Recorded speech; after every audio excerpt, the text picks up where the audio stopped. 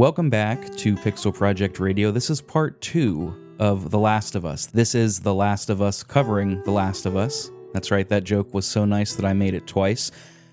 I am back once again with John. John, thanks for joining me. Oh yeah, man. Happy to be here. Can't wait to get into the second part of this. Yeah, it's going to be a lot of fun. People seem to really enjoy the first part, so I'm looking forward to getting into the rest of this story where a lot of the meat happens. Just like last time, we'll talk about promo stuff at the end, where you can find us on the internet, John's podcast, The Video Game Lounge. If you found this episode first, please check out part 1. That's where we go over a lot of the mechanics, dev history, general opinions, and we get up to meeting Bill in part 1. Today we're going to continue from meeting Bill all the way to the end. A lot of stuff to talk about today. Just like in the last episode, we are going to sort of summarize the gameplay sections. This is mostly analyzing story. We'll talk about some of the gameplay stuff as it comes up, especially if we found it interesting. But if there's a favorite fight of yours that we missed, please feel free to bring that discussion to the Discord. We always welcome that. Anything else before we start? I did not get around to watching The Last of Us HBO show. Unfortunately, I said I would. I didn't. I was going to ask. That was the main question I had for you, but no worries, man. Once we're done recording here, you can go check it out. And I'd love to hear your thoughts on it. Yeah, absolutely. I'm looking forward to it. Well, enough dilly-dally. Let's jump right in. Let's pick it up where we left off, right after Bill saves our behinds.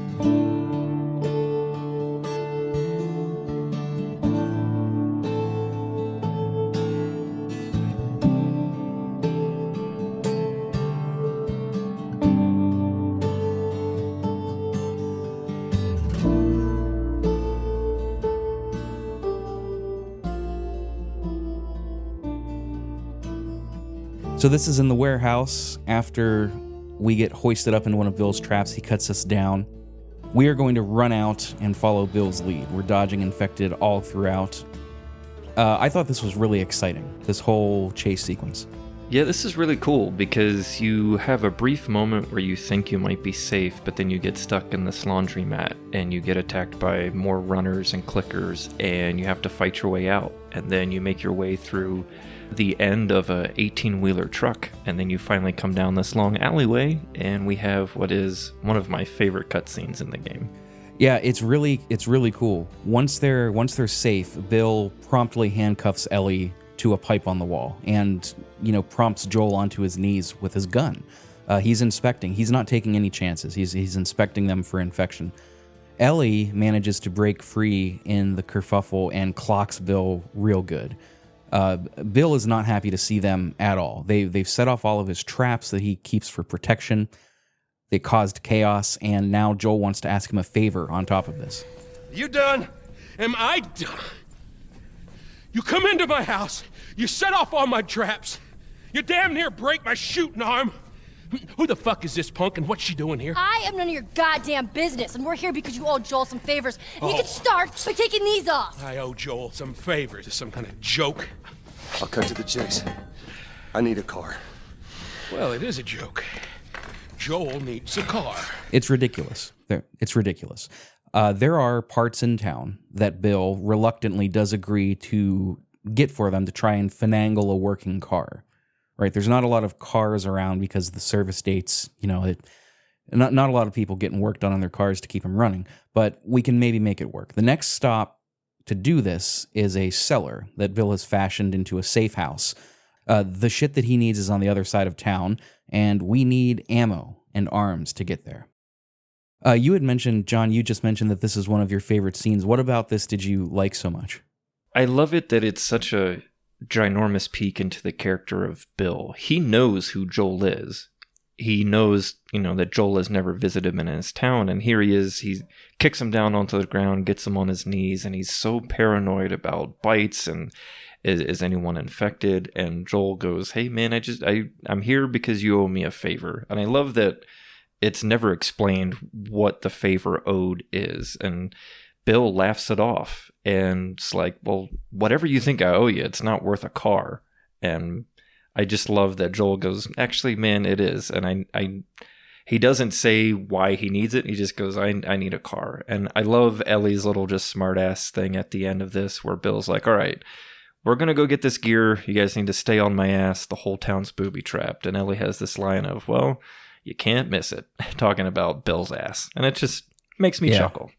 But I love the scene because W. Earl Brown in this scene was actually sick. And so when he's yelling at them at the beginning of the scene and his voice cracks, it's because he's sick. He's like, you come into my town, you set off all my traps, and his voice cracks. It's because he's actually sick when they filmed this, and they kept it in, which I think really just lends itself to how well he acted the scene. I think overall it's one of the better acted scenes in the entire game for me. Oh, no kidding. That's really cool. I did not know that. I didn't know that he was sick. It really adds to the character, I think, too, his frustration. Two things that we note here really quickly is that Joel is denying Ellie a gun. He's not giving her a gun right now. It's not so much that he's being slot into a parental role at the moment, so much as he still kind of views Ellie as a liability. But more about that later. And Bill does ask Joel about Tess and what's going on with her, but Joel is just stonewalling him. No talking about Tess just yet. So on our way, we see where Bill has his live-in set up. He's living in a church, which is a pretty nice setup, all things considered. He's got some high ground. He's got plenty of space.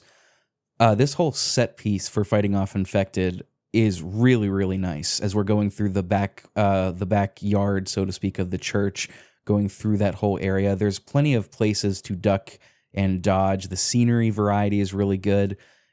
I like, this was the first area, I think, where I noted to myself on my playthrough that I really liked the scenery, the layout of the level design too. Yeah, you're going through this graveyard behind this presumably ginormous Catholic church, but you're going through this old abandoned graveyard, and then you make your way through a neighborhood with some houses, and there are collectibles to find in this area too, some firefly pendants and other things. But yeah, I love the set pieces here. You end up in a house that has clickers that you have to maneuver your way through, and man, it's tense because there's a lot of infected, and there's only, there's 3 of you, but only 2 of you have weapons, so it's really an area you have to be on your toes, and it's where listen mode comes in handy, and just being like I said, just making sure that you're keeping track of where all the infected is, because it can go awry very quickly. So the truck that Bill is planning to pilfer a battery from is up by this local school. The tension throughout this whole area really ramps up as combat becomes more and more frequent. There's really nowhere to run. When we finally get to the truck that's in some shed of sorts, the hordes are just trying to break in. We don't have time to waste. And what we find is that the truck is empty. It's already been picked clean to the bone. It's nothing but a mechanical skeleton. And everything looks hopeless for a second. So fight or flight kicks in. We have 2 choices. We can literally fight or flight. We can fight or flee. So we haul ass into the nearby school. This is another terrific gameplay section. A school, no jokes from the non-Americans, please. But a school is such a great section for something like this.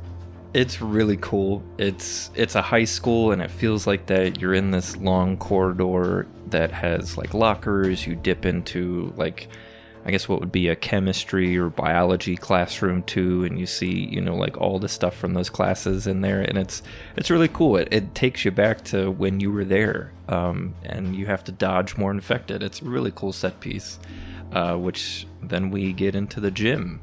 Yeah, the gym is where it sort of culminates in a mini boss fight. This is our first encounter with a bloater. So you talked a little bit last episode about the different kinds of infected. Bloaters in this game are kind of a mishmash of bloaters from Left 4 Dead and like a mild version of tanks. They're tanky, they can move, but they also do bloater things. They spill bile on you and hurl it at you. And this is our first fight with one. It's pretty tough. They don't go down too easy. And I can imagine on the higher difficulties, like Grounded. Was it Grounded that you mentioned? It's I can imagine that takes a bit of strategy. Yeah, it's using the guns that have the more powerful ammo. So typically I would be using the shotgun and then making sure I have a Molotov or two in my back pocket, because those two combined kind of do the most damage. The Molotovs are great. It's not, this doesn't happen in this area so much, but if there are a few areas in the game where you're kind of funneled in and the hordes are coming into you, and that's where those Molotovs really come in clutch. That's the pro move. I love it. Yeah. And part of this mini boss fight with the bloater too, you actually have runners that are taking your attention away from the bloater as well. So right. You can't really run from the bloater that much until you deal with the smaller runner enemies. So it's a nice little introductory boss fight with, some of the, just regular enemies you've already faced in this area. So it's very well done. And we make it through it. Our great escape takes us into a nearby house. Joel and Bill at this point are at each other's throats. Neither of them is thrilled with how the other is handling this. Bill doesn't even know why they're here at all. He doesn't want to see them. And you think that things are going to turn south, but the fighting ceases almost immediately whenever they notice a corpse hanging in the corner. This is Bill's partner. So we should talk about Bill's backstory a little bit. So Bill mentions in an offhanded comment at one point that he had a partner. He's talking to Joel about how liabilities are not good. You can really only count on yourself. He had a partner. And things happened and they're gone. This is Bill's partner. There was discussion for a while, especially after the HBO show came out, about this being a romantic partner. It seemed pretty clear to me just from how they presented in the game. We'll talk more about this game's willingness to be opaque in language a little bit later. But I don't know. Maybe this is just because I had heard about the HBO debacle first, debacle meaning the discourse around it. But I didn't think that this was not clearly spelled out at all. Yeah, so Bill is gay, and one of the things that I liked about that is it was up to the interpretation of the actor W. Earl Brown. When they were doing the table reads for all of Bill's scenes, and this word partner kept coming up, he actually asked Neil Druckmann, hey, this keeps saying partner. Is Bill gay, or what is the deal with the partner? And apparently what his classic Neil Druckmann response is, well, what do you think? And it was actually W. Earl Brown's decision to make Bill a gay character. And it's pretty evident, I feel, throughout. There's a scene later on that we'll get to with Joel and Ellie that kind of really expands upon it a little bit more. But yeah, Bill is gay, and I love that the fight leading up to this is more the stonewalling between both of these characters. Bill brings up Tess, and Joel stonewalls him again in the middle of the argument, and Bill just happens to look up and see his partner. Frank is his name. He had hung himself in the rafters of this house, and man, what a powerful scene, because neither one of them want to show emotion. Neither one of them want to give in to the loss of this loved one. Joel doesn't want to talk about Tess, and we're seeing Bill's reaction to Frank right in front of our eyes as the player on the stick and as Joel. And Bill has a slight moment where he lets a tear out and then just goes, well, fuck it. Right. I'm moving on. That's Bill's way of coping, right? And we all know, and I mean, to a certain extent, John, you and I were brought up this way too. I don't think it's possible to not be brought up this way, or it wasn't possible to not be brought up this way growing up in the 90s, early 2000s, you can mask emotions with, aggression or brushing off emotions, I guess, indifference. Well, fuck him anyway, right? He's dead, son of a bitch. Fuck him for dying, right? It turns into that. Right. You don't learn exactly what happened between the two, but you do find a note from Frank that's addressed to Bill in Frank's stuff upstairs. And what I got from it was that it didn't seem like Frank appreciated Bill's propensity to paranoia and doomer-esque kind of hoarding and doomsday prepping, and basically just said, I'm out, fuck you, dude, I can't live with you like this, and ran. I saw this. When I saw this the first time, I was like, man, that's heartbreaking. Bill just saw his partner, found his partner's corpse. He's grieving even if he doesn't want to show it. Joel should not give him that note. So Joel promptly gives him the note. And I'm just like, dude, you should not have done that. It really upsets Bill. Yep. And then he crumbles it up, throws it on the ground, and you have to recollect it if you are searching for all the collectibles in the game. What I love about clever. that... Yeah, it's very clever. I love that.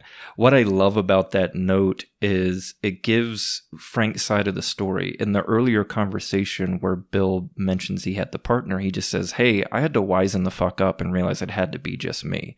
And so you get this sense that Bill kind of kicked the partner to the curb. But then Frank goes, well, no, I actually just couldn't take any more of your shit. You have this doomsday attitude. Mm-hmm. There's got to be more to life than just trying to barricade this town and kill, infected. And I want more out of what presumably is my last few days, weeks, months, however long I have left to live. And, you get this sense that Frank was the one who left. So I love that however that sort of breakup or that disconnect happened, we don't know whose side of the story is actually true.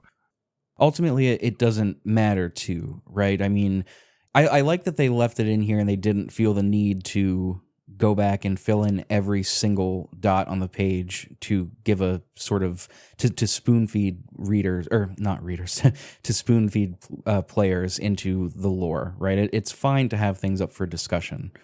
This scene though, this leads to a really exciting end to this chapter. And I don't think I mentioned this, I apologize, but the person that stole the battery from that truck was Frank. Frank stole it, and in Frank's truck in the garage is the battery. Ellie is the one that kind of starts it up. We can hear it. It doesn't turn over. The engine doesn't turn over, but we can hear that, the starter's at least good, right? It's trying to turn over. It just needs a little coaxing. Yeah, Bill says the cells are alive. Right, exactly. Ellie sits in the seat, and Bill and Joel push her down the hill. The driveway is on a hill to prime the engine to start. This is also the first time where Joel outright compliments Ellie, as far as I remember, by the way. This is going to take a few pushes. This whole area is conveniently on a bit of a hill. It takes a few pushes down the driveway, down the street, and eventually it does get started. And of course, there are infected all around here. So while you're pushing, you have to periodically step away from the truck, take care of the infected, and then get back to it. Once the truck is rolling, though, Bill and Joel hop in. Infected are still chasing, but you're off. Ellie drives them a ways forward. After a certain little bit, she stops. Bill says, "Don't turn that engine off," or Joel says that. And this is where Bill parts ways. He says in no uncertain terms that he doesn't want to see Joel ever again. He's done. The favor has been repaid. You have no reason to speak to me ever again. We square? We're square. Then get the fuck out of my town.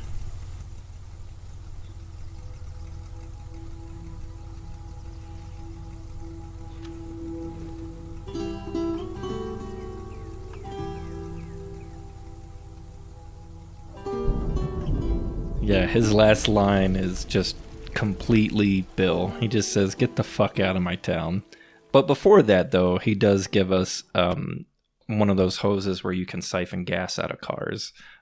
So it ends somewhat on a nice note. But I love that in this scene, Joel tries to console Bill. He's like, hey, man, about your buddy back there.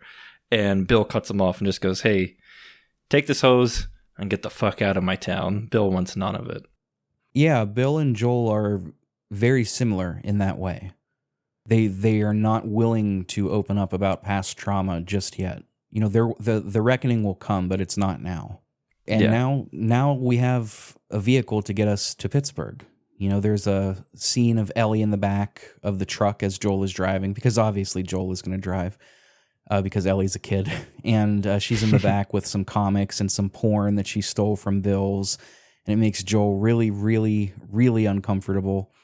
The community seems to love this scene.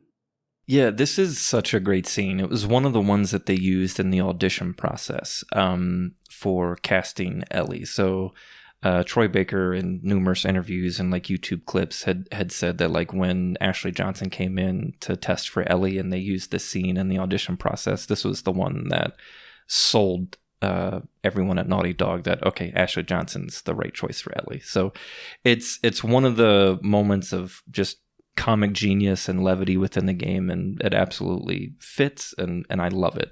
Wow, that's the audition scene, huh? Yeah. I would not have guessed that, I'll be honest. Yeah, especially when we're talking about porno mags and wire pages stuck together, and yeah. So predictably, the road to Pittsburgh is destroyed. There's debris and broken down cars littering the entire area, but Joel pushes forward anyway. Where else are we going to go?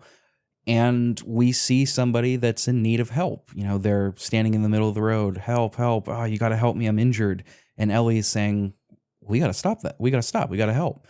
It's that naivete. And, you know, this is sort of a callback to the intro scene where Sarah is saying, we got to stop and help that family, right? And who's the one that says, no, we keep going? It's Joel.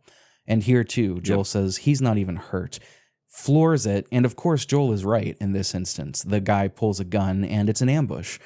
You push through this little ambush. Some other folks hop out too, but they have this really, really ingenious trap. They have a runaway bus that is sitting on a hill. And because, you know, Pittsburgh's the city of hills, they have a bus sitting on a hill, and they let it go. You know, they must have cut the brakes or something, and the bus just T-bones them. And these are, we're going to see as we move through the rest of the game, other people are just as deadly as the infected.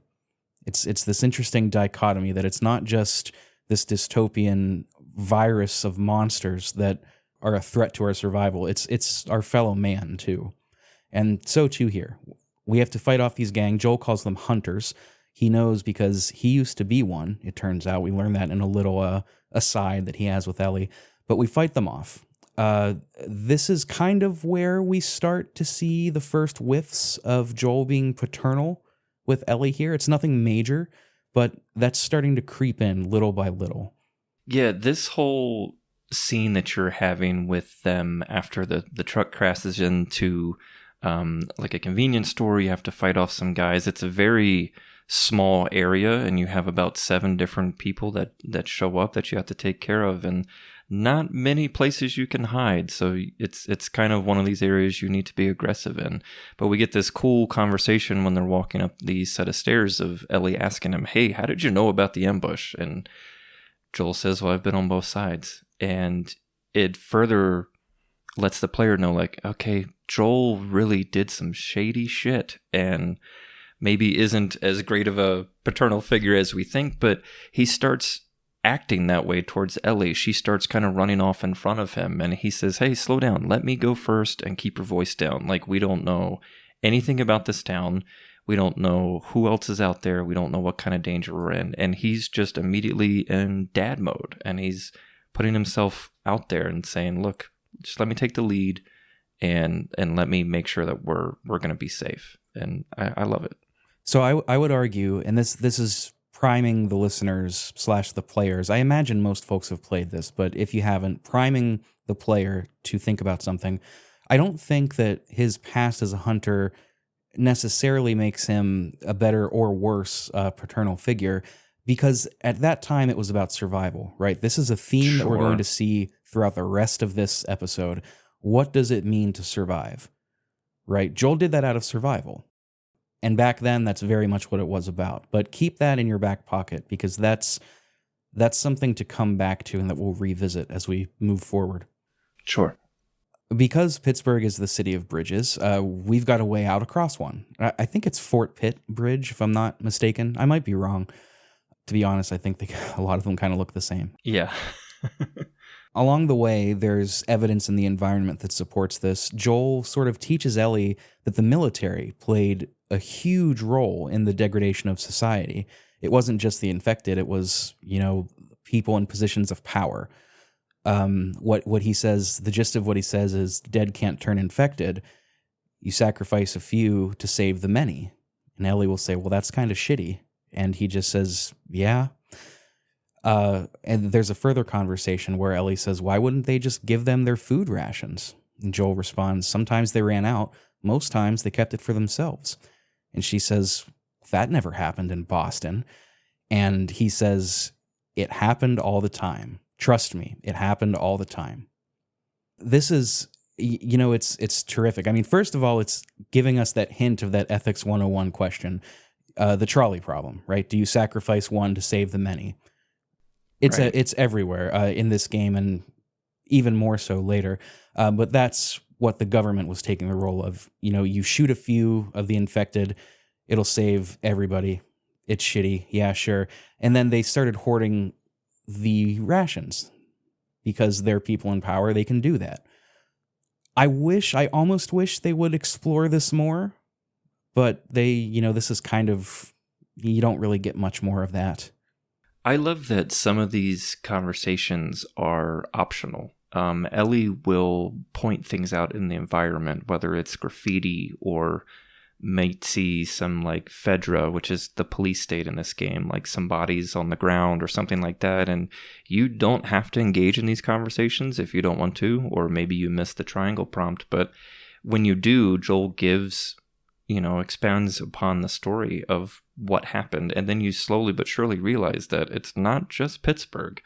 A lot of the major cities, presumably in our country, were doing this, where people were getting bombed or rations were being taken or that type of thing. And it really just sets the tone and the rest of the story up of what actually happened when this cordyceps virus started, and just the mass panic that was happening. It's really, really cool, like, just way to explain parts of the story here. I absolutely just eat it up.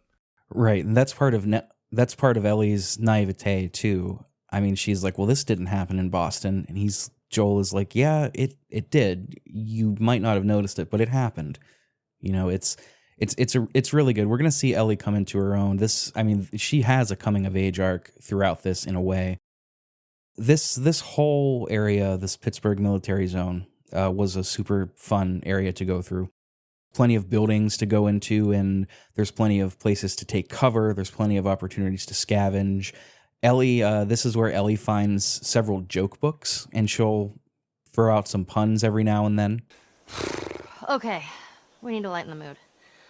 Ready? It doesn't matter how much you push the envelope, it'll still be stationary. What is that? It's a joke book. No pun intended. Volume 2 by Will Livingston. Let's keep going. What did the Confederate soldiers use to eat off of? Silverware. Uh-huh. What did they use to drink with? Cups. Dixie cups. I walked into my sister's room and tripped on a bra. It was a booby trap. Hunters here, though, this is interesting. Hunters throughout here will talk to each other, and this is something that The Last of Us does pretty well. 2 does it especially well, but it's not perfect, but it makes the enemies feel differentiated from walking experience points. You know what I mean? They don't just feel like objects to mow down to get the resources. It almost feels like they exist within this world. Again, more so in 2. 2 does a better job with this, but the seeds are here, and I think it's really nice. Yeah, it's really cool. Some of the conversations they have there's a set piece here that's in like a 2-story bookstore, basically like a Barnes and Noble kind of knockoff. And one of the conversations that you can overhear like 3 or 4 of these hunters have is one of the young guys has an idea of, hey, I think I saw an old projector in a building not far from here. I want to set it up so we can watch some movies. And you're like, oh, okay. These guys want to try to experience something from a pandemic or post-apocalyptic thing, which is kind of neat.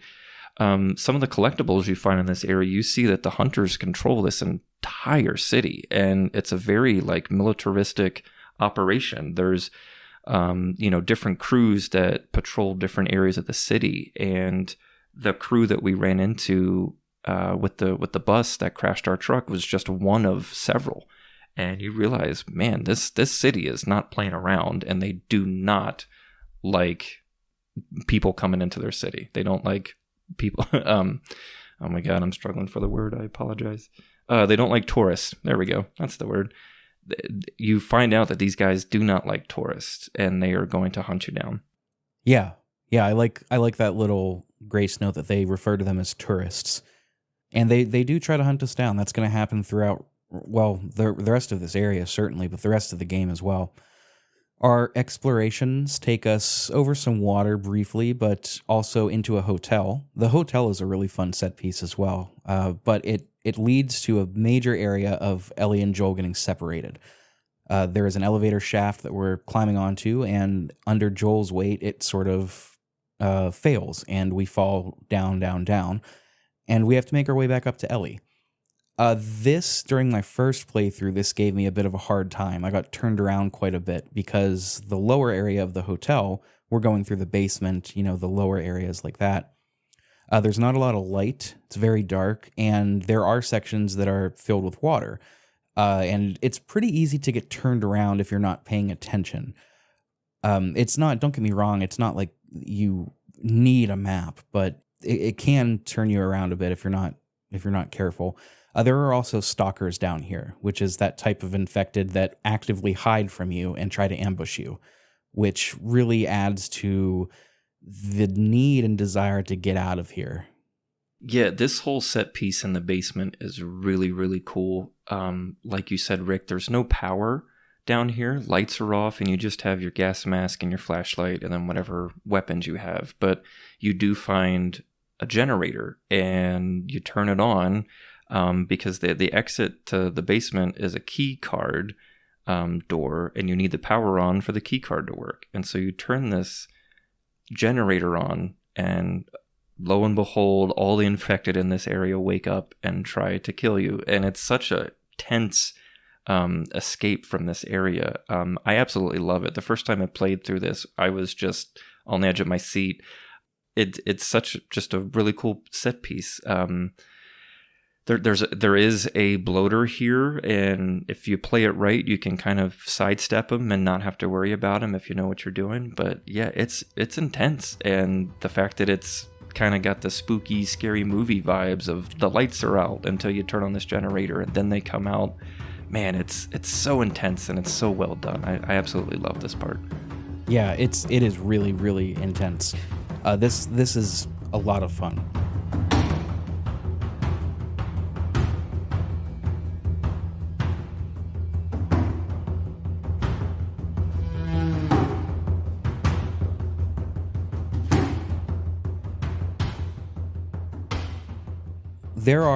Once Joel is able to get back up, there are some other hunters here, and they sort of ambush him. They get the better of him for a moment. They're holding his head underwater, and for a second, it looks like this might be it. Until Ellie comes up. She gets the gun that Joel had dropped and pops the hunter in the head to save Joel. And let's be clear, Joel would have certainly died if it were not for Ellie at this point. But he refuses to give her credit, which really, really pisses her off. There is still a fundamental lack of trust between the two. His parental instincts do kick in, but he still hates this crap. I put that in quote. I don't know if he says that or not, but he still hates this crap of playing babysitter. I shot the hell out of that guy, huh? Yeah, you sure did. I feel sick. Why didn't you just hang back like I told you to? Well, you're glad I didn't, right? I'm glad I didn't get my head blown off by a goddamn kid. You know what? No. How about, hey, Ellie, I know it wasn't easy, but it was either him or me. Thanks for saving my ass. You got anything like that for me, Joel? We gotta get going. Lead the way. Yeah, such a great scene. Ashley Johnson really brings it. She's like, look, I saved you. Do you have like a thank you, or hey, it was either him or me? Like, you got anything like that for me? And he just goes, I'm just glad I didn't get my head blown off by a goddamn kid. Yeah, that's what he's thankful for. He's like, I'm thankful I didn't get my head blown off by someone that doesn't know how to use a gun.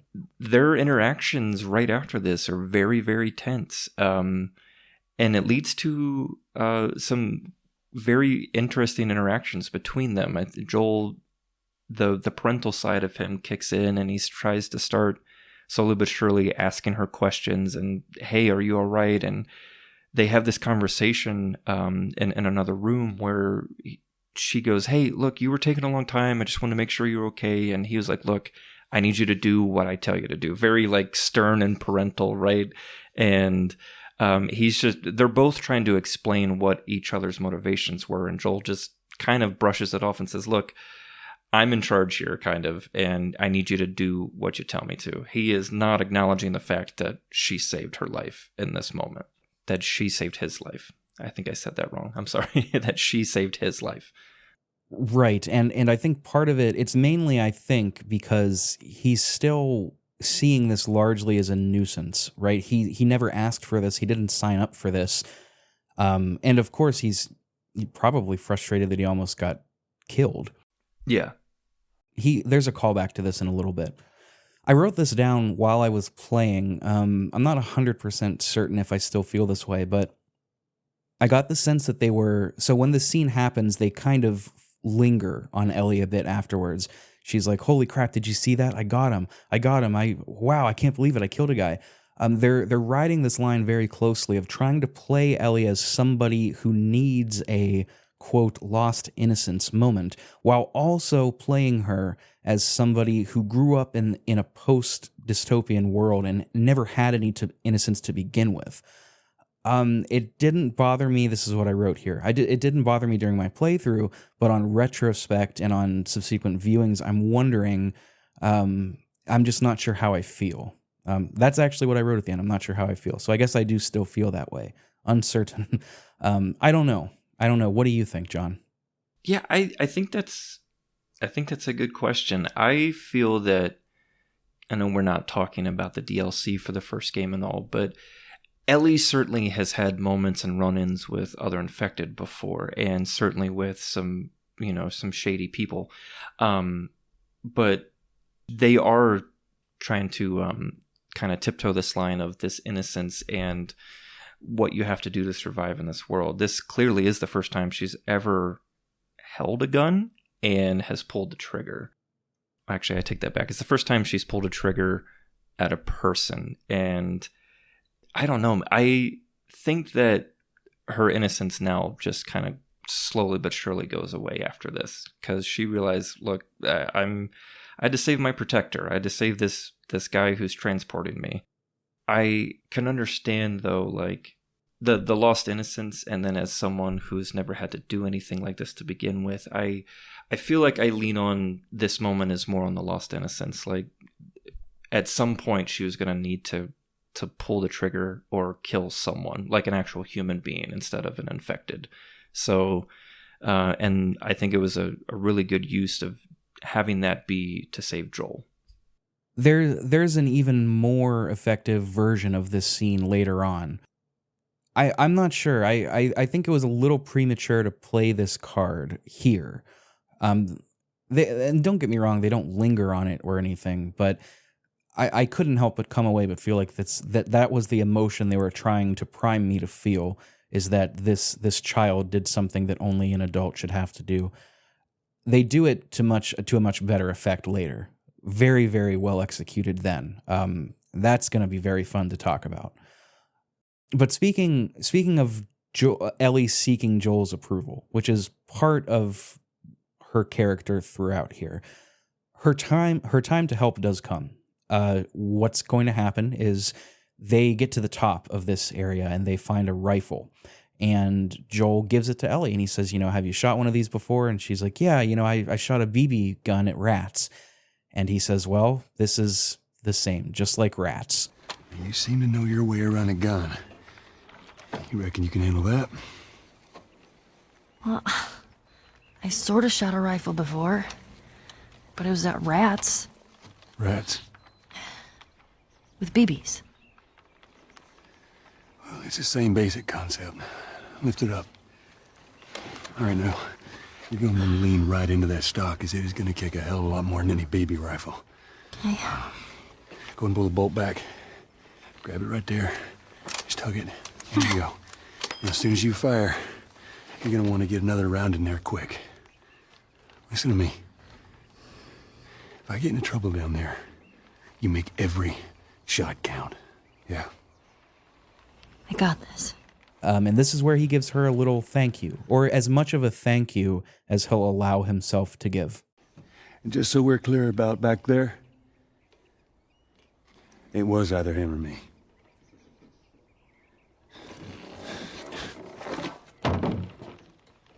You're welcome. And I love that the camera pans back over to her. Joel leaves this kind of sniper nest, and she just looks at where he was and says, "You're welcome." Like it's it's so good. I love that he says thank you without actually saying the words, and she acknowledges it. So Right. Really cool scene. This area is great. The hunters down here recognize whenever you're going through that everybody else inside that we've already passed through is dead. And Ellie definitely will help you out here if you're in a pickle. She is an asset here. It's not help that you outright need, but it does come in handy because this area is large and there are plenty of folks around here. Yeah, there are a couple waves of enemies here. And I love that this whole area, there's a couple of spots where you can go up to like the second floor of a building. There's a coffee shop, there's a bank. There's a lot of areas for you to move around in and explore, but you'll want to be careful because there's a bad guy around every corner. Some of them have Molotovs. Like it's a very well thought out combat arena because you have guys with long guns, pistols, and the whole works. Also, melee weapons, and like you said, Rick, like she will, she'll shoot a motherfucker, man. Like if you get in trouble, it's pretty much one shot, one kill with this rifle, and this is the beginning of Joel really trusting Ellie and Ellie paying off that trust. Their relationship throughout here is sort of analogous to a yin-yang, right? If you think about what that symbol looks like, yes, it's half white and half black, but there's part of the black bleeding into the white and part of the white bleeding into the black. And that's pervasive with Ellie and Joel as well. He is largely going to be her caretaker, but occasionally she bleeds in and saves his ass, and that relationship morphs and reverses as we go through. It's interesting to see, and we're going to see that inverted in time. Once this section is over, Joel actually does give Ellie her first gun. He stresses that it's for emergencies only. She's proven himself. She's got the validation, but he still sees her as a child. I mean, because she is. I mean, she is still a child, even in a post-societal world where there are no rules. She's still a kid, but he gives her a little gun. Yeah, and he says, how about something a little more your size? I love that they have this bonding moment, instead of a father giving his daughter, a baby doll or some other toy or something else to bond over. It has to be with a gun. And the parental side of him comes out and says, it's for emergencies only. Like, if I need your help, use this gun. And they have this very really surreal bonding moment over something that they really shouldn't have to be, but in this world, this is what you have. So it's sweet, but it's also bitter because they're bonding over weapons, and presumably there is more killing to be done. Right, exactly. Speaking of sweet and bitter, bittersweet, if you will, there is a little aside conversation between the two as we're moving forward, where they're looking at more ruins and Ellie's getting more of a history. And Joel will comment and say, every battle's got a losing side. And Ellie says, what if they had families? And he replies, everybody has a family. It's best not to dwell on it. To which she retorts, how can you not? It's the degradation of morality in regards to a society, the societal contract, as I can't remember if it was Rousseau or Kant that put that forward. I probably got that wrong. But once that societal contract is gone, what do morals look like? That's what this game is half of a meditation on. But Ellie's naivety is still on full display here, right? And having played part 2, it's interesting to see this because we've almost forgotten that this person existed. But it's even in this game, we see her viewpoint shift and change a little bit. Oh yeah, totally. It's really hammering home this idea of Joel's 20 years into this, and Ellie is maybe a week or two into actually seeing what the outside world of this fungus, Ellie's maybe a couple of weeks or so into actually experiencing the outside world, seeing what all these communities and cities and what the world looks like outside of the Boston QZ. And Joel presumably has been, we knew he was in Texas and he made it to Boston, but he's experienced this world now for 20 years, and he's just allowed himself to close all of it off. And he gets partnered with this 14-year-old girl who's experiencing all for the first time. So it's a really cool dichotomy between the two of them. There's another nice little moment here where Joel will see like a movie poster, and he says it's an old dumb teen movie, and she's like, well, why the hell were you seeing an old dumb teen movie? And he's still not ready to talk about Sarah, is the gist of this. Yeah, straight up like a Twilight spinoff here. I think the movie and the game is called Dawn of the Wolf, but it's very much Twilight inspired. As we were walking through earlier, we saw this armored vehicle, this like military vehicle with an armed turret that's on it. We saw the hunters using it to pick down a couple of survivors to scavenge them. Well, we're gonna deal with that now.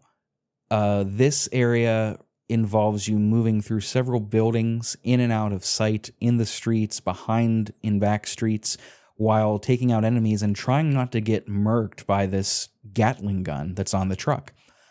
I didn't die in this area, but I did come really, really close.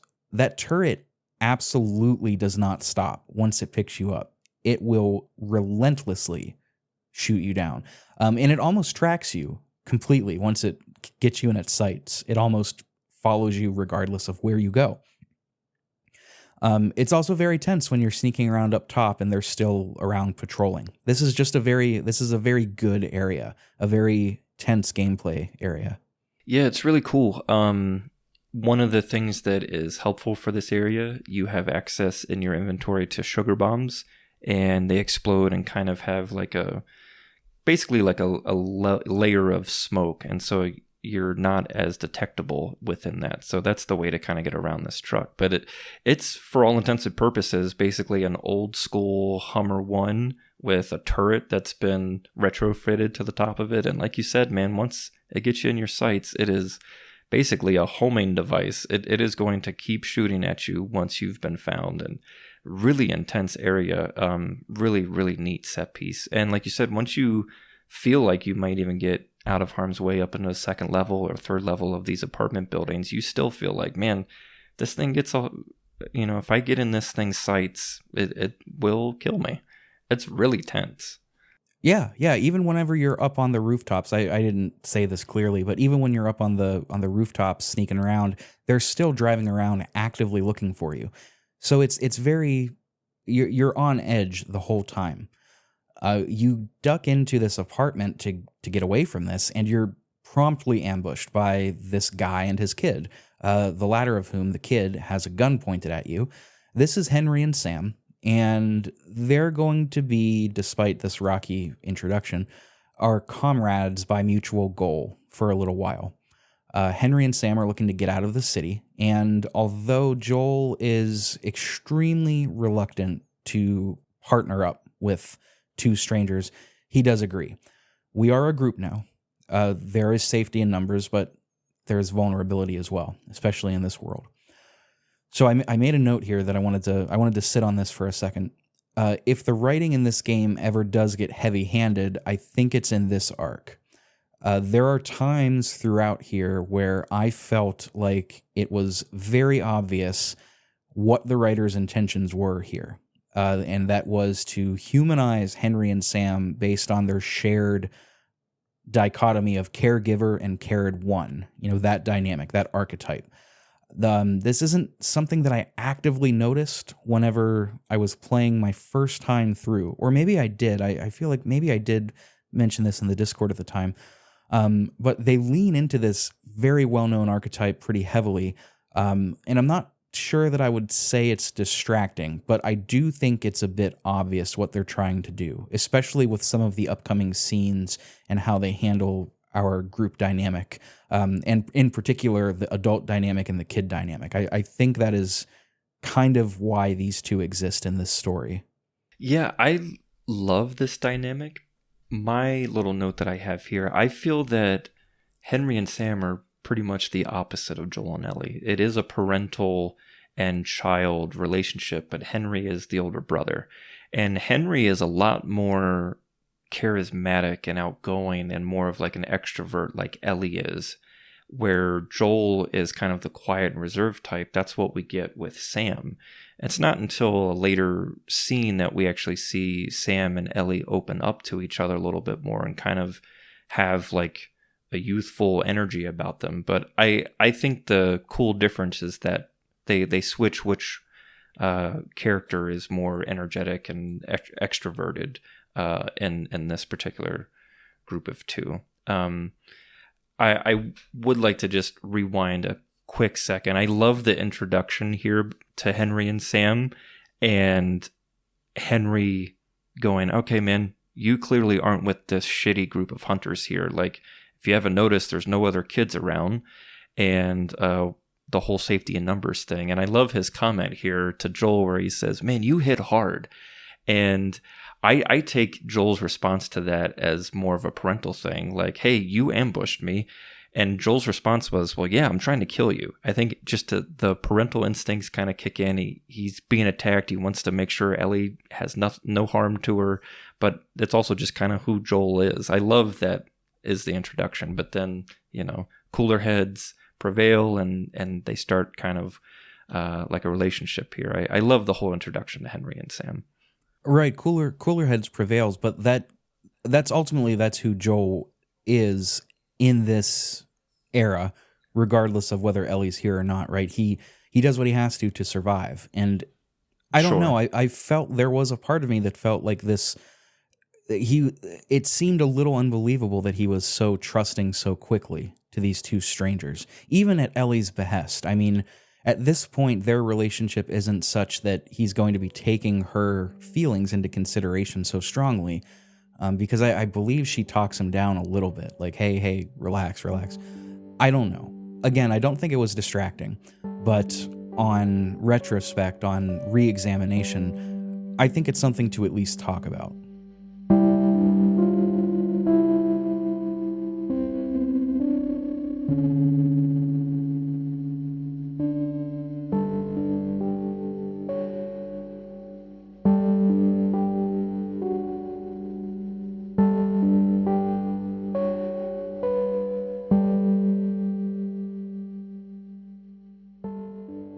As we continue through, we get to see we learn a little bit about Henry and Sam. Henry's got one rule: only take what we have to. This comes up in a toy room in this building we're going through. There's like a little toy room. It's like a daycare. And Sam, who is, a child, I think he's like 12, 13, he tries to take a transformer or a megazord of some sort, and he puts it in his backpack, or he tries to rather. And Henry chides him, no, we only take what we need to. I don't want to say heavy-handed, that laying on somewhat thick this lost innocence motif, Ellie will sneak it into her backpack. This is kind of fast-tracking us to feel very endeared to Sam, at least. Yeah. There's also some tension between them right off the buck, where Joel is sort of lightly criticizing Henry for putting blind faith into the Fireflies. That's really all anybody has is blind faith, but remember, Joel is a little bit bitter towards that optimism. He just doesn't believe in it. Yeah, I love the whole scene with Henry and Sam here, and I think this is the beginning of somewhat of a foil for Joel, in that Henry is so protective of Sam, and this rule of we only take what we need. We mentioned in last week's episode about collectibles in this game. One of the collectibles you find is directly related to Ellie and the comic books that she stole from Bill's. And the more that you find these comic books throughout the game, Joel actually gets excited when he finds them and lets Ellie know. So I love that there's this dichotomy of Henry putting his foot down saying, no, don't take this. Meanwhile, in the game, we're collecting these comic books for Ellie. I love that there's this subtle difference there. And I love that Ellie is the one that picks up the robot. And we'll see what happens with that later on. Once night falls, it's time to make our great escape when the guards are at their lowest. During a pivotal escape moment, of course, Joel is going to get left behind. There's this gate of sort falls and Joel is inaccessible, and Ellie says, well, we got to help him. But rather than figuring a way out how to do that, Henry and Sam decide to book it. They just get out of there. And what Ellie ends up doing is she jumps down, which puts her away from the escape. She's not about to abandon Joel.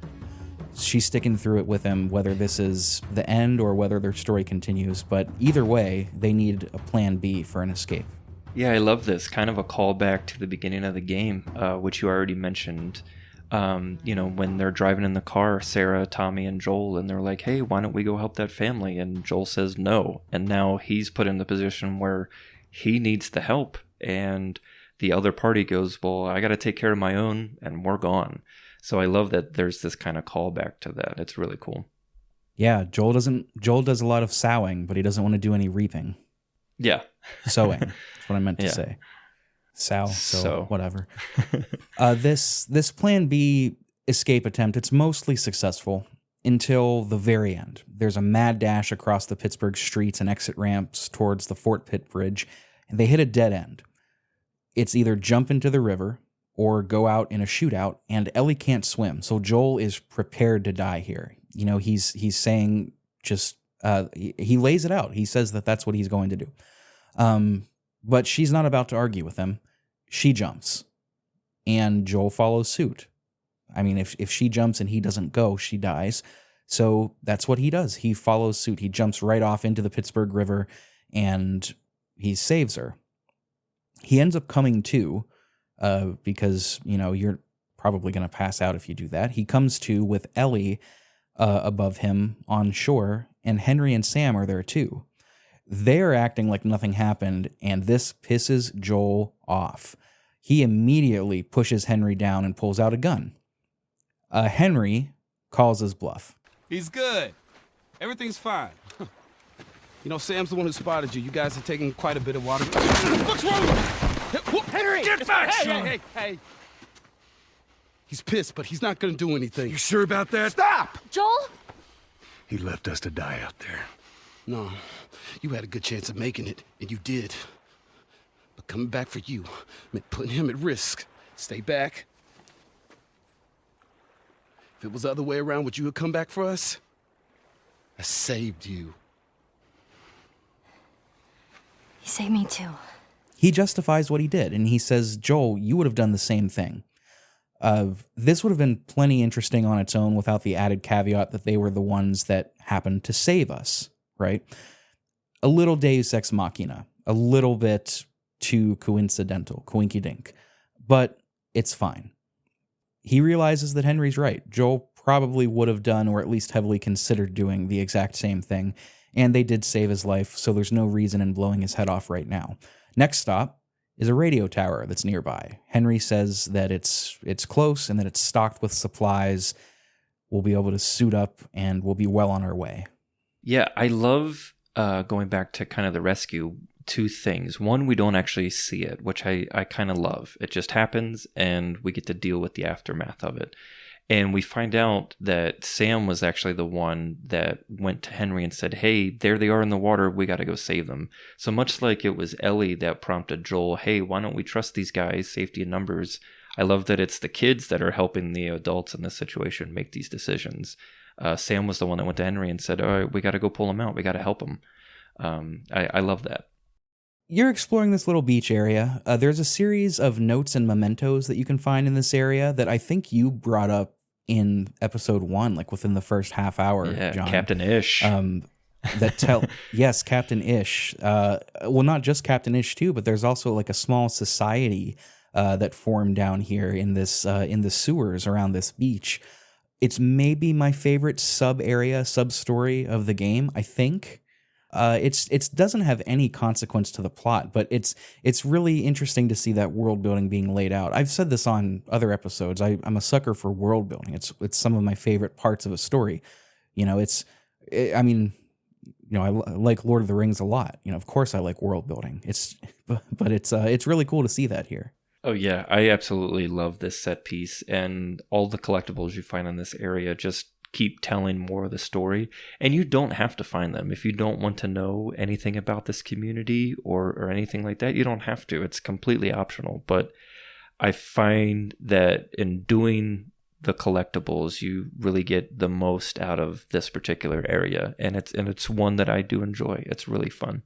Yeah, I agree. I think these are a boon. If nothing else, they serve to support the themes of the story, right? So I don't think they're useless. I would never characterize them like that.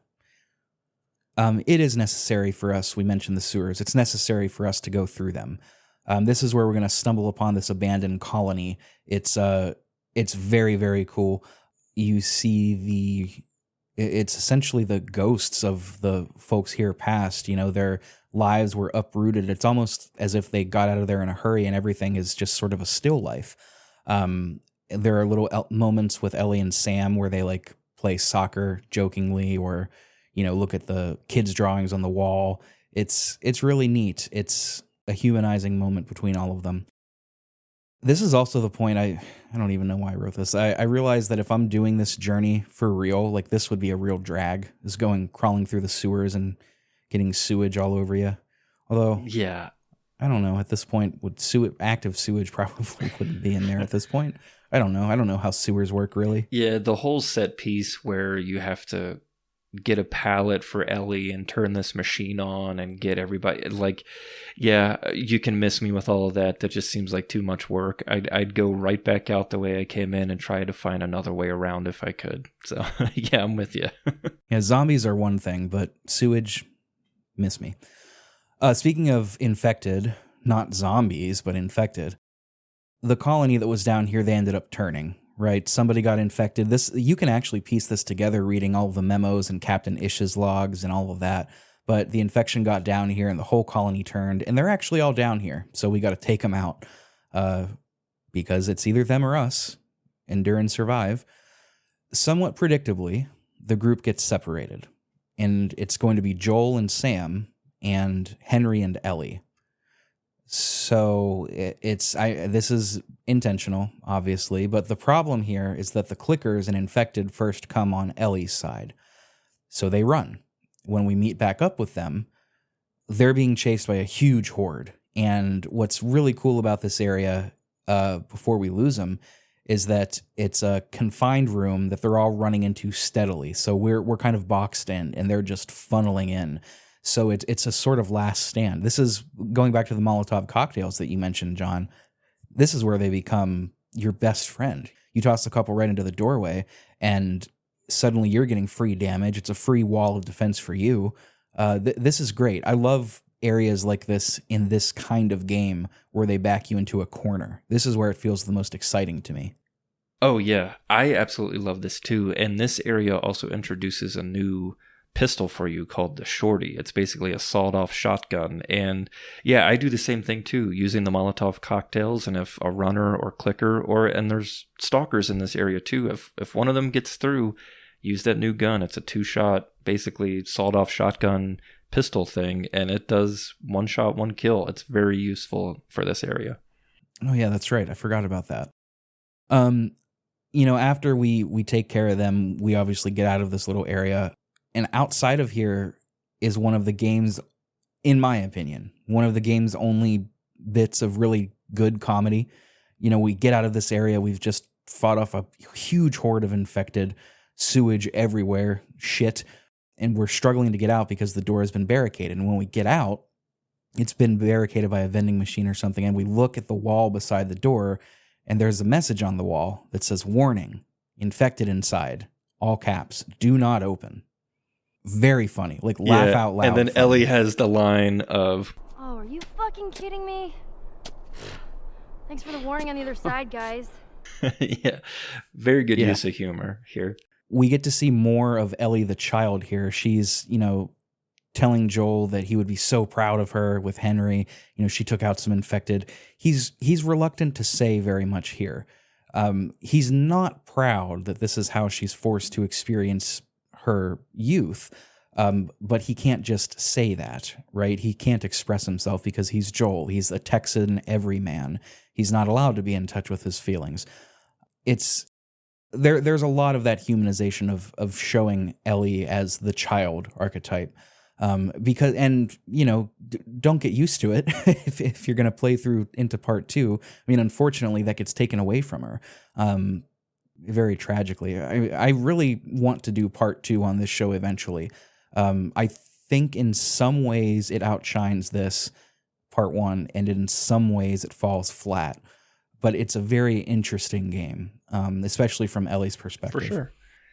I'd be interested to hear about why you think some of part 2 kind of takes away. But maybe we get to that later on for part 2. Last of Us part 2, that is.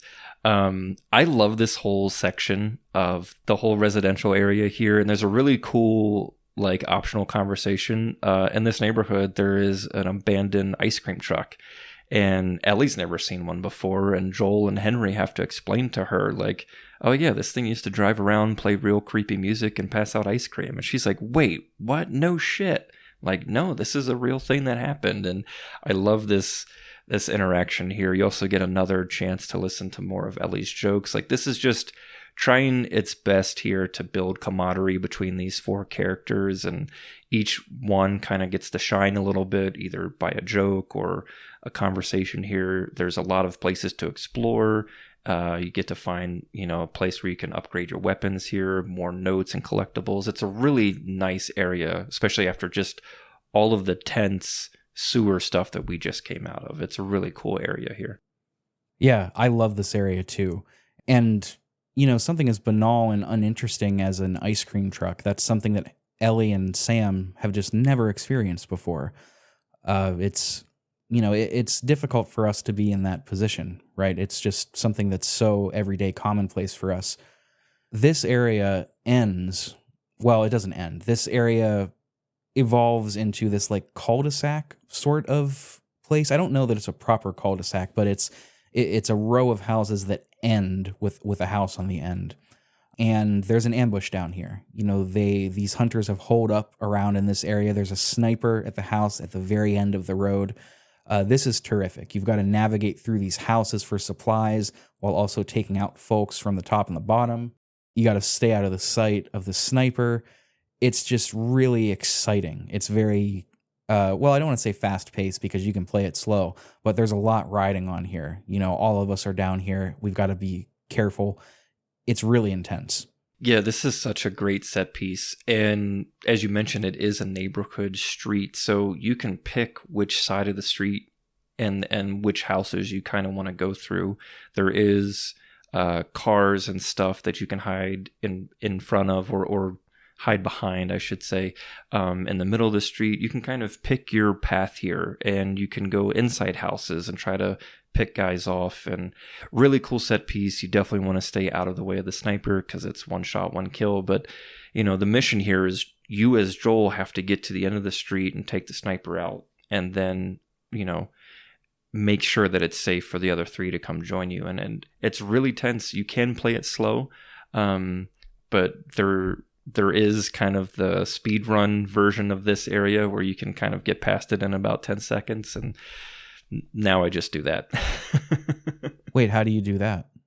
You basically just run up the left side, and if you're quick enough, you can take 2 guys out. You run into the backyard of the main house at the end of the street where the sniper is, and then you just go into the house. No one follows you into the house, and you just make your way all the way to the top of the house. Yeah. It's lame. It's kind of lame. Someone found a way to kind of break the area, but yeah, it's if you can do it, it's cool. Yeah, I suppose so. On a replay, I might indulge in that. Yeah, okay. Yeah, leave it to speedrunners to break the game. Yeah. Like you said, the goal is to get down and take that sniper out and then take the rifle to clear a path, and that's exactly what you do. The gunner vehicle makes a brief appearance here. Joel takes the driver out, no big deal. While you're looking through the scope, you see a couple of infected ambush them here. Joel takes them out, no big deal. Or maybe they do on the ground. I don't remember that bit, but they're safe. But we did see a little attack, which turns out there's ramifications of that. The gang reunites with Joel up top, and they escape out the back. No biggie. We progress then to a safe house. There's like a little safe house somewhere where we set up shop. We get to settle down. I think they're cooking beans or chili or something, and they're just talking. Because it's a video game, the full relationship needs to be expedited.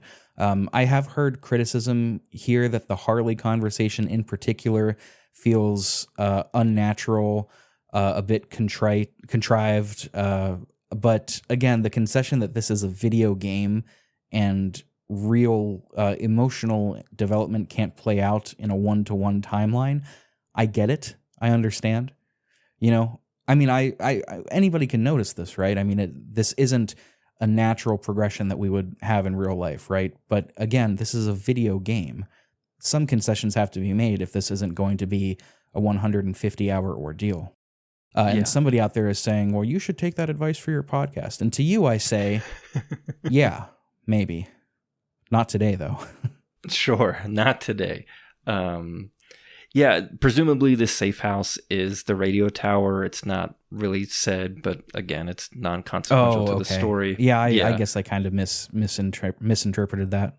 But yeah, there's behind-the-scenes footage of them mocapping and talking about this scene, and Neil Druckmann's direction towards Troy Baker was just be short and succinct.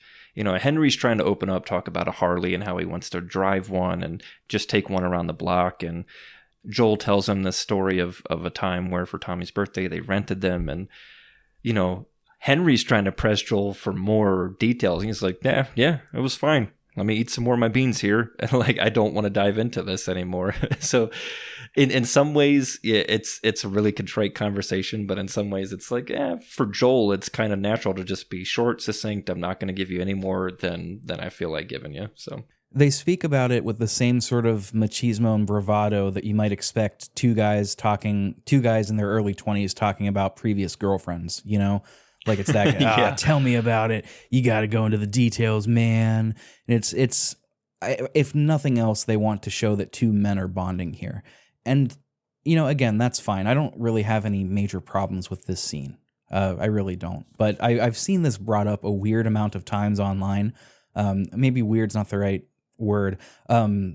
More often than I would have expected online, this gets brought up. So I figured it wouldn't hurt to touch on it.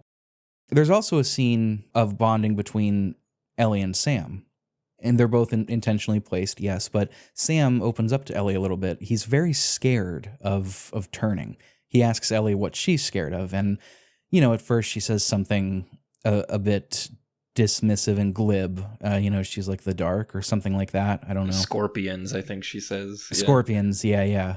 And she says, I'm scared of being alone. Which is true. It's true to her character. Remember, everybody that she's ever loved has left her or died. And Sam is afraid of turning. Specifically, he says this: what if the people are still inside? He's very worried about autonomy and what consciousness means for those that have turned. And on first brush, you might be thinking, well, yeah, he just doesn't want to hurt anybody. And that's also true. Ellie assures him. She says they're definitely not people anymore. The humanity is gone. And this doesn't seem to help him. It seems to make him feel worse. And despite Ellie's last act of good faith here being giving him the Voltron or the Megazord or Transformer, Sam will never be happy again. He's been bitten. This is why he's concerned about consciousness. He knows that he's on borrowed time. And it's very tragic. The next morning, Ellie wakes up and, Henry says, I thought I'd let him sleep in for once, but if you want him to join us, go wake his sorry ass up. You walk in and immediately she knows what's happened. He lunges at her, Sam does. Joel rushes in and sees what's going on. he begins to act out of survival mode. He aims to shoot at Sam. Before he can, Henry says, "No, that's my brother." I think Henry even shoots at Joel, like at his feet. Yeah, kind of a warning shot. Yeah, like, hey, that's my brother. Yeah, but we don't have time to debate this. Somebody will die. Somebody will die regardless of what happens, but more people will die. I mean, this is the Charlie problem again, Ethics 101. So, in a moment of desperation, Henry shoots Sam. In that one moment, in complete shock, in desperation, guilt at having lost his entire world at his own hands, Sam contemplates shooting Joel. Henry contemplates shooting Joel. But he immediately turns the gun on himself and ends his life.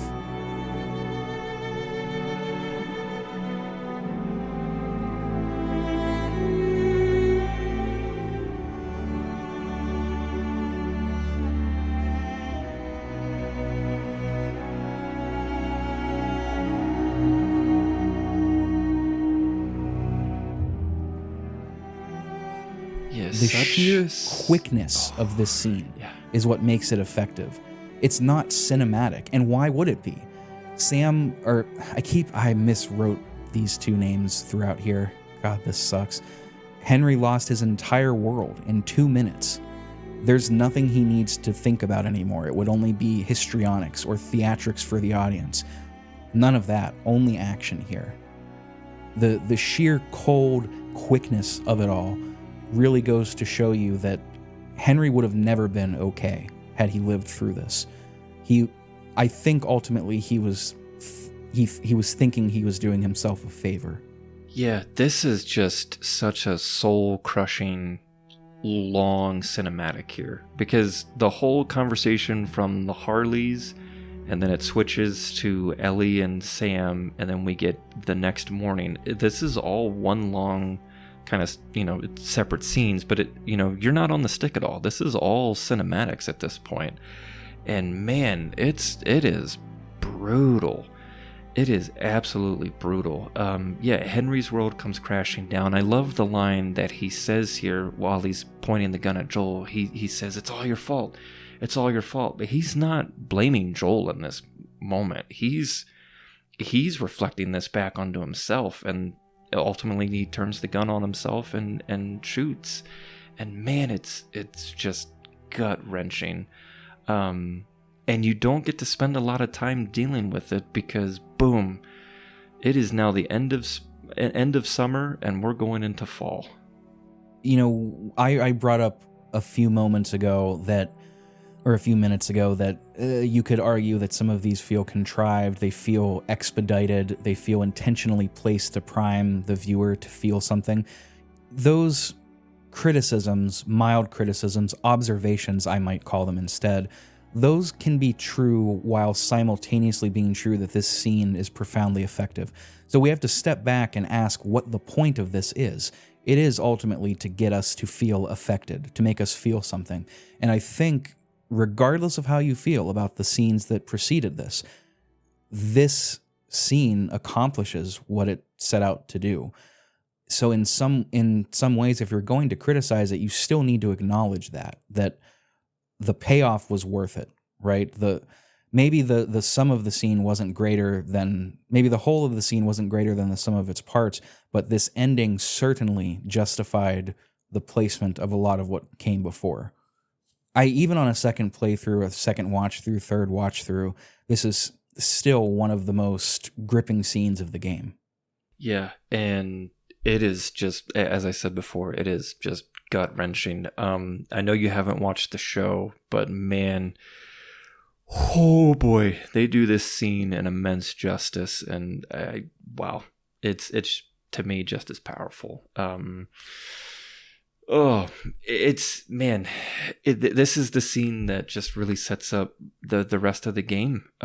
It's just brutal, and as I mentioned, you don't get time to sit with it as much as you would like. It happens, and you move on. Right, the wheel of time turns ever forward. We don't have time to dwell on this. Joel is.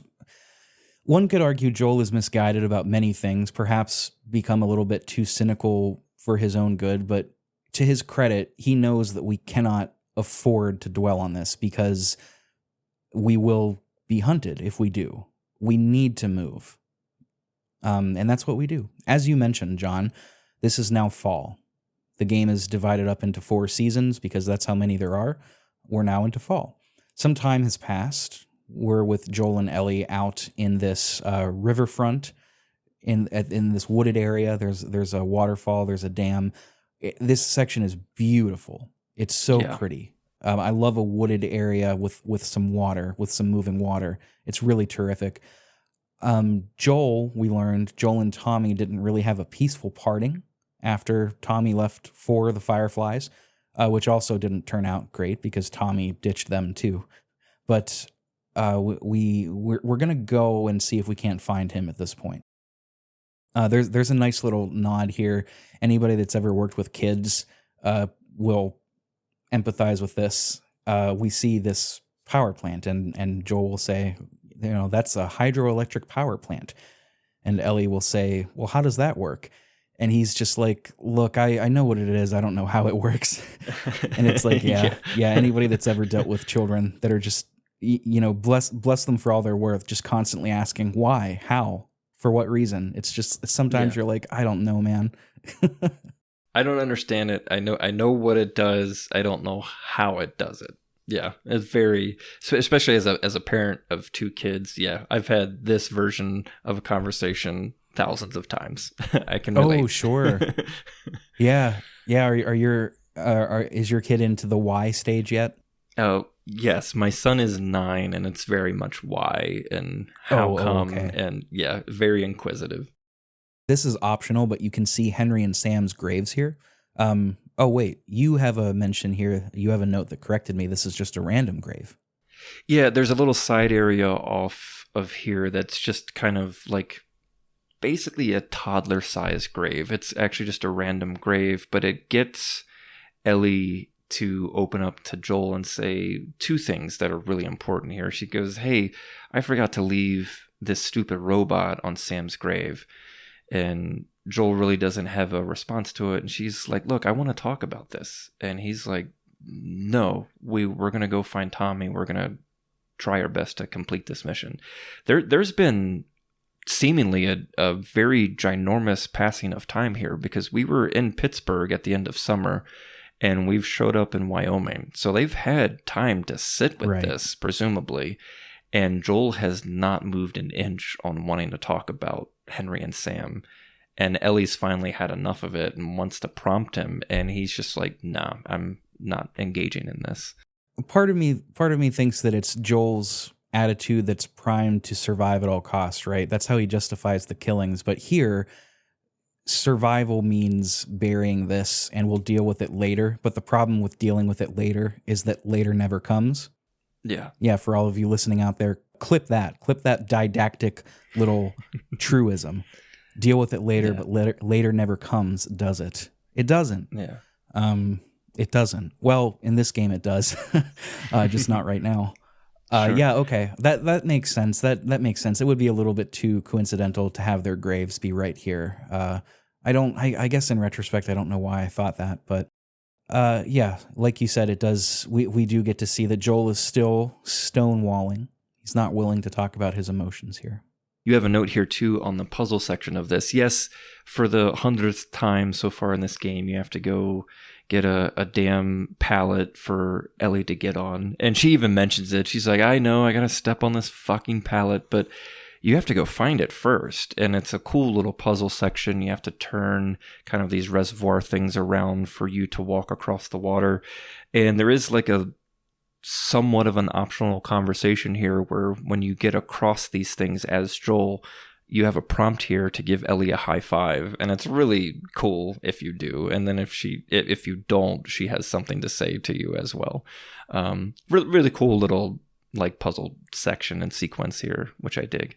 Yeah, this section is not too bad. You have to do a lot of rotating of the little like I don't want to misspeak and mislabel these parts of the hydroelectric power plant. Much like Joel, I don't know how it works. Hey, I just we know what that it is. does. We don't know what it does. Right. Yeah.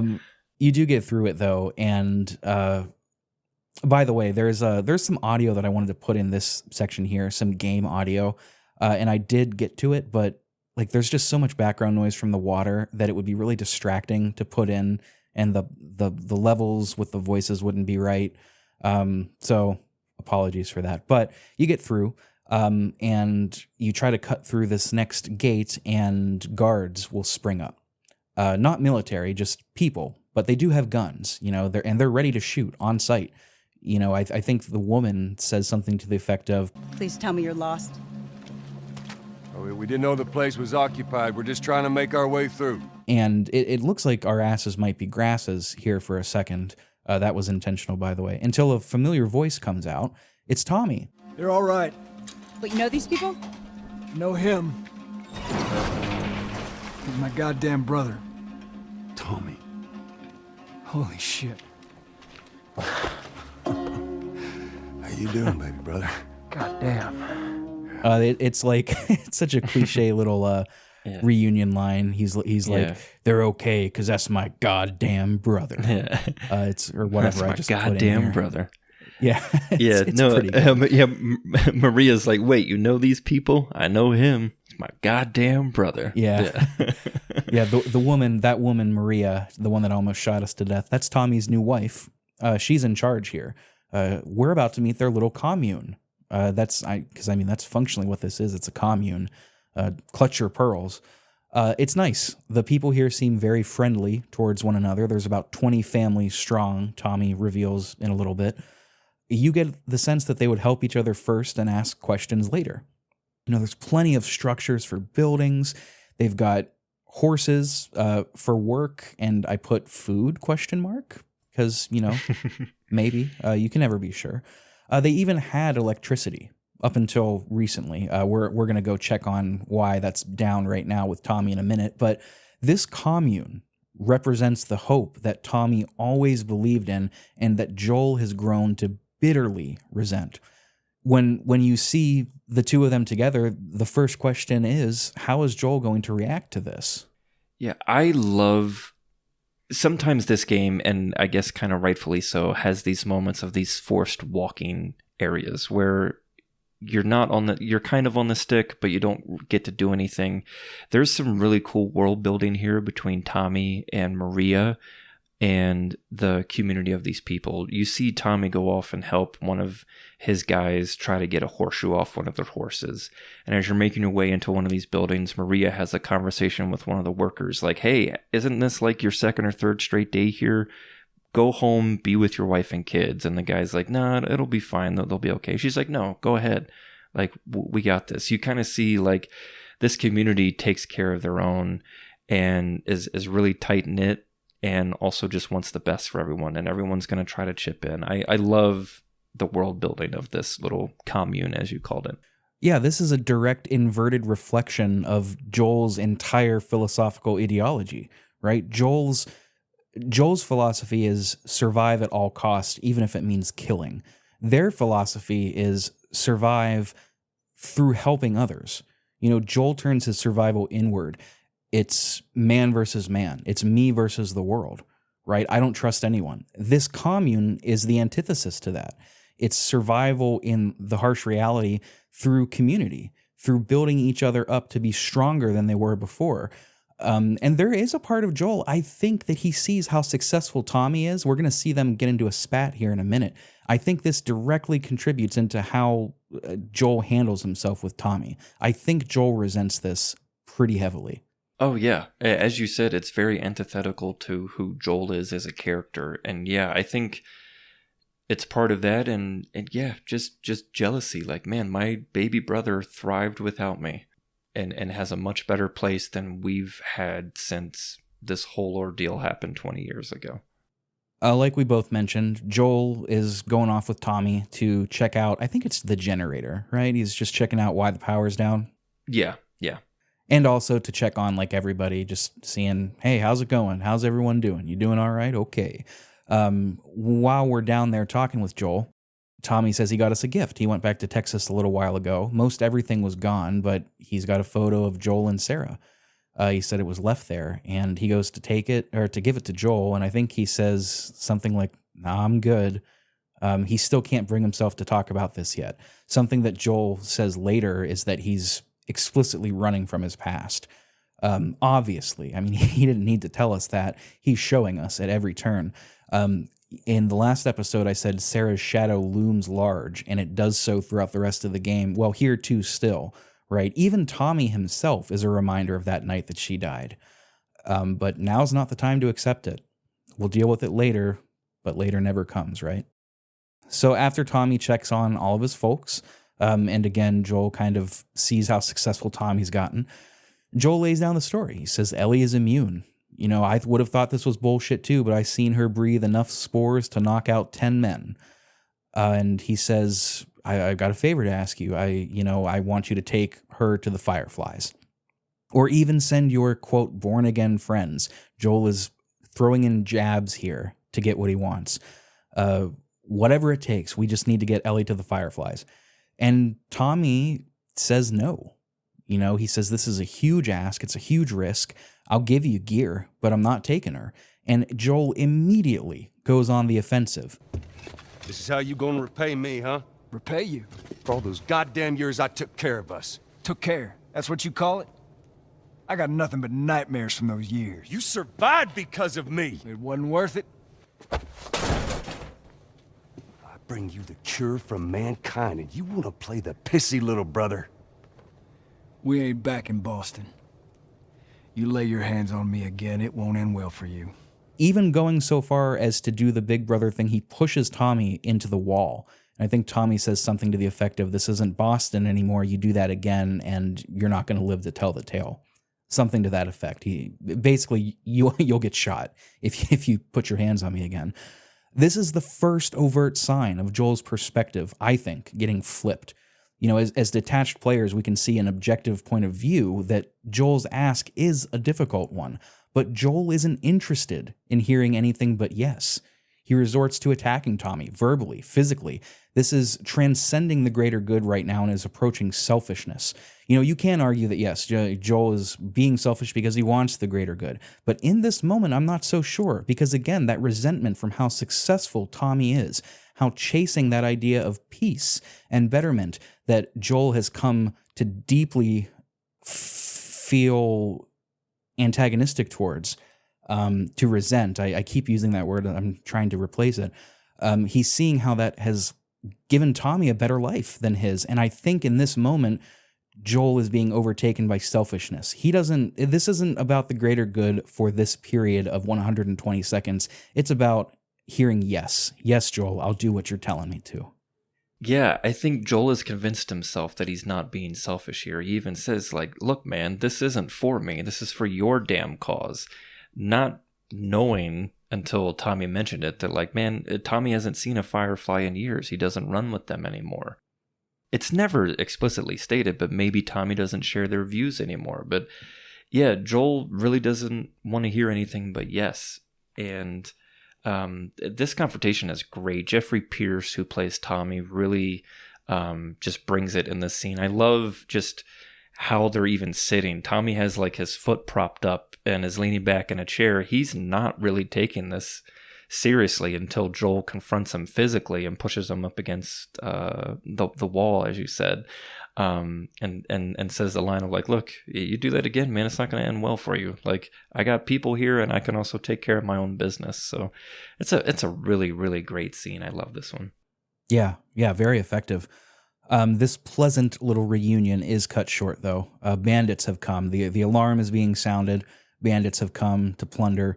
We take them out. I didn't really feel any particular way about this. It just felt like a pace breaker, just to throw in a little something amongst all the story and the feel goods to give the players something to shoot at for a little while. It's whatever, it's fine. But one of my favorite little blink and you miss it moments. After you take out all of these bandits, you take them out. There's not much to talk about there. You take them out. An adrenaline-filled Ellie is telling Joel she's so excited about what happened with her and Maria, and you should have seen it. There was this one guy, he came in and I took him out, and then Maria came in and she helped me, and all of that, how they fended for themselves. And Joel is consoling her. He's slow down. Are you hurt? Is everything okay? And the camera is positioned over Tommy's shoulder. Tommy is watching them from afar. He's seeing the light that was extinguished in Joel all those years ago on that night come back.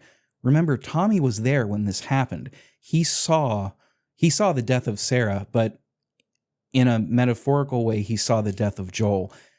He's seeing his old brother here again when interacting with Ellie. And he knows it because in this moment, all he says is, "God damn it." And then he turns to Maria and he says, "I've got to talk to you." Oh man, they were coming in from every direction. Then Maria was like, "We gotta run." And so we dove over these tables and this huge guy blasted with a shotgun. Slow down. Listen, hey, are you hurt? No. God damn it. I need to talk to you. Immediate change of heart. Yeah, I love the sound design of this too, because as you said, Ellie is so pumped up, full of energy and adrenaline from this bandit attack, and she's talking with Joel about everything, and you hear the beginning of that conversation between Ellie and Joel and him trying to console her and calm her down, and she starts explaining what happened, but the volume for it starts to fade a little bit as you're watching, as you said, from Tommy's point of view, and then that's when his line comes in, and it's so well done. I love this one. Yeah, it's terrific.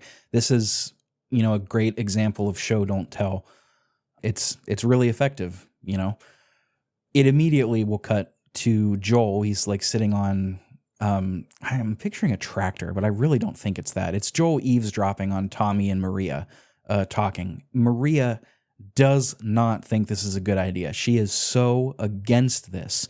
But, Tommy is making his case. Joel is eavesdropping. Ellie comes in and she's like, "Hey, what are they talking about?" And he says, "Later." Again, he says, "Later." And Ellie says, "Is it about me?"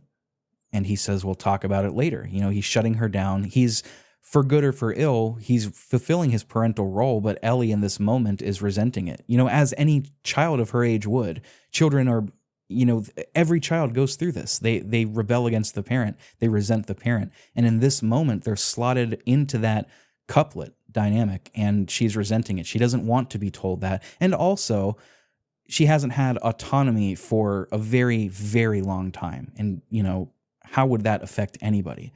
But anyways, Maria is pissed.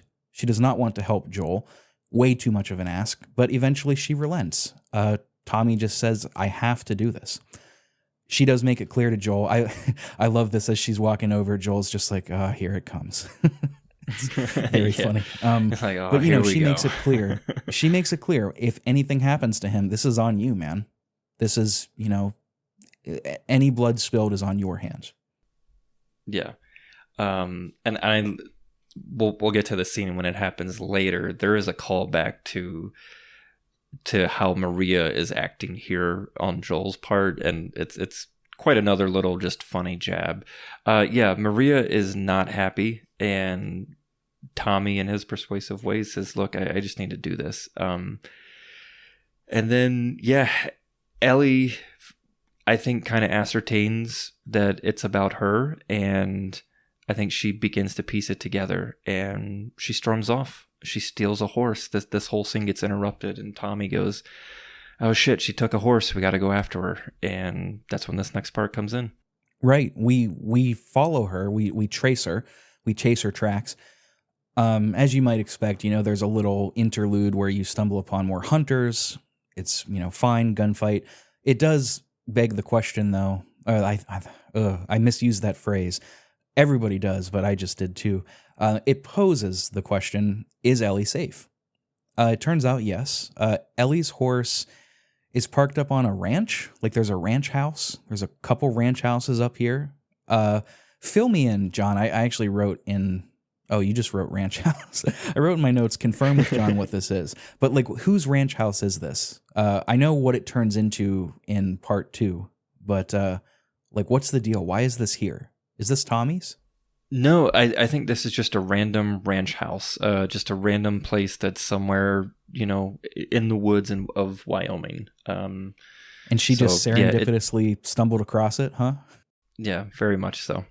Yeah, this is yeah, this is very much a video game is gonna video game kind of thing. Sure. Ellie is in there. Her horse is parked out front. You walk inside. There are some collectibles in here, of course, but you go upstairs and Ellie is just sort of reading nonchalantly a diary. And she's like, oh, wow, must be nice. This is what they had to worry about back then, just boys and what kind of skirt you're wearing. But, this is turning into a very painful scene. Joel is trying to explain to her how much safer she's going to be with Tommy. He says, I trust him more than I trust myself.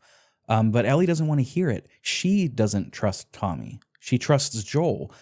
Everybody that she's ever cared about and loved has either died or abandoned her, except for Joel.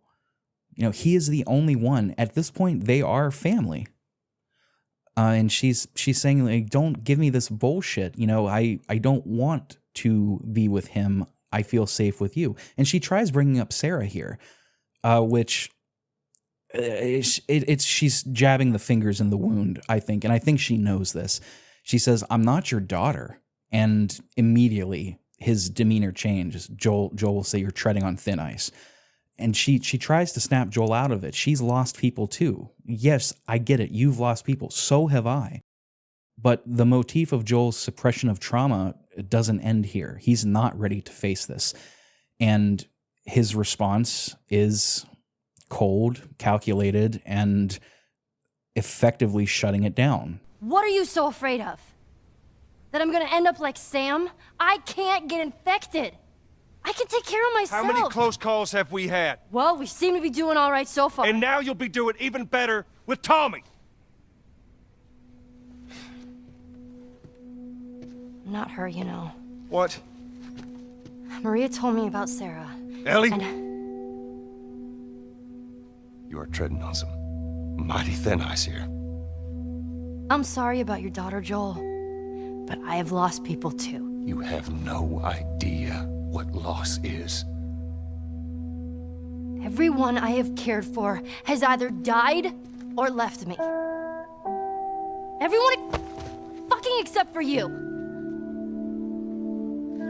So don't tell me that I would be safer with someone else, because the truth is I would just be more scared.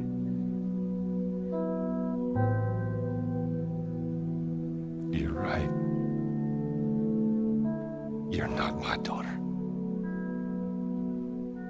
And I sure as hell ain't your dad. It's just one of those moments where you want to reach into the screen and shake the characters by their collars, begging them to remove the blinders and just speak to each other and not past each other or through each other. It's just, they both chose the most hurtful thing to say to the other person. This is another audition scene, and man, gosh, it's gut-wrenching, and not so much as not so gut-wrenching as the Henry and Sam scene, but man, it's two characters laying it all out on the table. All cards are down, and like, tell me what it is. Tell me you wanted to abandon me this whole time. And when she brings up Sarah and his whole demeanor changes, like, she has been the surrogate Sarah now for, in game world time, probably 9 months as we've gone from spring to fall, something like that. Maybe 6-7 months, who knows? But enough time where they've traveled almost across the entire country at this point. And he's shutting it down. He does not want to talk about any of this. And he tries to tell her, look, as you said, I trust Tommy more than myself. Do you have any idea what hope you will bring to people? Do you have any idea what your life means? You know, he's kind of gaslighting her, I think, a little bit here. But as you said, we get interrupted. Tommy comes running in and says, hey, we got people here. We need to fight our way out. And this whole moment gets interrupted at the end. Right. There's more fight scenes. Again, not much to say about this. It's just they put this in here to I hate to come off across this way, but I really think that they're putting these fight scenes in solely as a way to appease the crowd that might say that this is too much cutscene, you know? Sure, yeah. I want to play a game, not a movie. Yeah, it's kind of to appease to that crowd. Yeah. 100%. I think so. After the ruckus, they depart. Ellie is utterly defeated. She's exhausted emotionally. She has been torn down by Joel. It's terrible. The camera shots clue us in, too, that Joel isn't feeling good about what happened either. But as we continue on, we can see the commune from above with electricity. It's beautiful. It's a visual metaphor for the hope that still exists in our trek within Ellie. And Joel prompts her to get off the horse and to ride with him. And Tommy says, Joel, what the hell are you doing? And, Ellie doesn't question it, obviously, but Joel says, well, your wife, she kind of scares me. And, Ellie apologizes for stealing the horse, and he says that he'll take him. As emotional as the previous scene was, I do wish they let us live in it more and let it be as messy as it demanded. I really do. But instead, they did kind of go the sitcom route, closer to the sitcom route. Joel says like a dadism to Ellie, like, come on, get up on my horse. Now, don't make me repeat myself now. And then Ellie will apologize for stealing the horse. And then, that's kind of that. Everybody is happily reunited. I wish it would have just sat in the messiness, because their words cut deep, man. They jabbed the finger into the wound, intentionally so, twisted it. They knew what they were saying. And I get it, going back to the concessions of a video game, we have to just concede at a certain point that real-life trajectory emotions will not play out one-to-one. But I am a sucker for feel bad in games, in stories. I want to have my real-life experiences shown. I want to feel like I'm being heard and understood. And here in this game, they move past what could have been a very interesting rebuilding of their relationship with something a little more blockbuster movie. You know what I mean? Am I off base here, John? What do you think? I don't think you're off base here. I guess they could have allowed you to sit in this a little bit, and I think that their version of that was kind of this musical motif that plays as you see them riding on the horses. I mentioned this in the last episode when we were talking about the music, that the soundtrack is really good, and the music that plays here is a little bit slower, more somber, and it's actually one of my favorite tracks. Gustavo just knocks it out of the park, but I think that kind of sitting in it is done through the musical kind of digression here that happens. And then once it's done and we get the beginning of this scene where Joel says goodbye, I think that's their version of trying to have enough time pass for Joel to make his decision and say, you know what, actually, while my words cut deep and your words cut deep, like I'm just gonna do this. And he does have what I think is kind of a funny callback to Maria of, she kind of scares me, man, and I don't want to be on the wrong side of your wife, so I'm just gonna do this and we're gonna move on. Yeah, but it's the classic machismo thing: blame the old ball and chain, Yeah. I know you are right. They did with the kind of game and kind of movie this is purporting to be. They did the right thing. It would have been stylistically inappropriate for them to let us linger in how messy that situation is. And again, not to keep bringing up The Last of Us 2, but The Last of Us 2 takes a few more swings in that direction. And For sure. That's something that I appreciate about that game very much. But here, it would have been stylistically a little bit dissonant for them to go that route. It would have been... I don't know. It would have been like a jazz orchestra playing. Well, no, that's a terrible example. You know what I mean. I don't think I need to bring in similes and metaphors. We're not talking about metaphor right now. But it's maybe it's just a personal preference thing. But you're right. I think what they were going for with that soundtrack that they did with the cinema with the shots that they did with the camera, highlighting their facial expressions. I think what I wanted is just, I know how fucking good Troy Baker and Ashley Johnson are as actors, and I just wanted to see them live that out. You know what I mean? Yeah, totally. I get it. But as you said, John, this is where we're about to hit the road again. Tommy gives us direction to the Fireflies lab. It's in the science building at the University of Eastern Colorado. Before they leave, Tommy says, like, you don't have to do this. Anytime you're ready, you can join us. We've got plenty of room. But they're off. Joel has a mission at this point. They're on a mission. Ellie, we learn about Ellie's point of view a little later, but to her, they've been through hell. It can't be for nothing. But for now, we're taking off.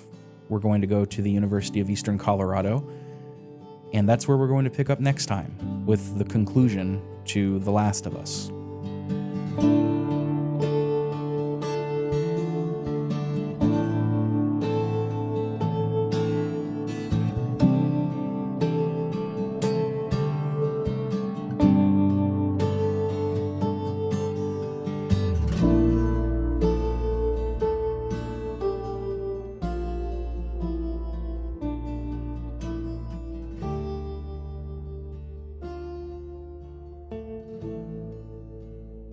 I know I had said in the last episode, and in this episode, which I think I probably edited, I know I said there would be 2, but I think what I'm trying not to do on this show is just turn into a Wikipedia summary.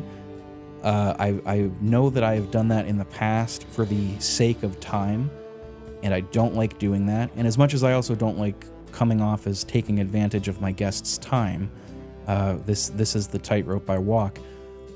I think that this story deserves to be talked more about, and of course it's helpful because John said, "Yeah, man, no problem. We can do another." So that's what we're doing. We will pick up next time. That just means next month, at the time of recording, November, we'll have an extra episode, and that's fine. No worries. And I'm looking forward to talking about the end. My favorite season in this game is winter, so I'm really, really looking forward to talking about that. And of course, the ending is very, very exciting. But starting next time, we'll start off on the campus of the University of Eastern Colorado. Go Bighorns. Go Bighorns. John, I got to thank you again for joining me today. I mean, I know I said next episode will be my favorite stuff, but I think this episode had a lot of interesting development in it. Particularly, I mean, Henry and Sam, that's a fan favorite sort of section of this game, and particularly tragic too. So I'm glad that we got to talk through that. Oh, yeah.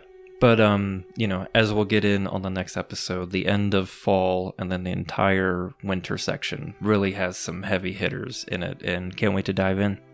Yes, winter is my favorite part of the game, and it also has my favorite character, a character named David. And I'm very, very excited to talk about that section.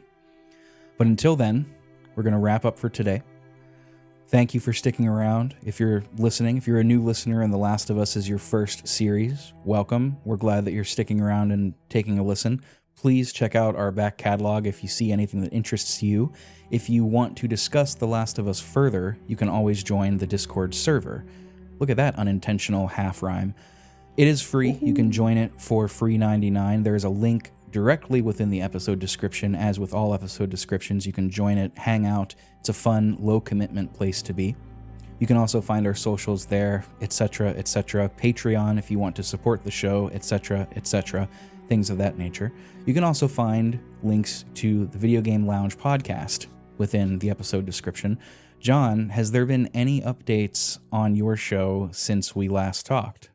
Yeah, at the time of this recording, we now have 2 episodes out, so if you're interested in kind of, I guess what I described as level 2, because kind of revived the Video Game Lounge, so our 2 newest episodes are out. We talked about the top 6 games we played since the lounge was closed, and this most recent episode was really fun. My co-host Elias and I talked about the top 6 game worlds we'd want to live in. And no, The Last of Us did not make the list.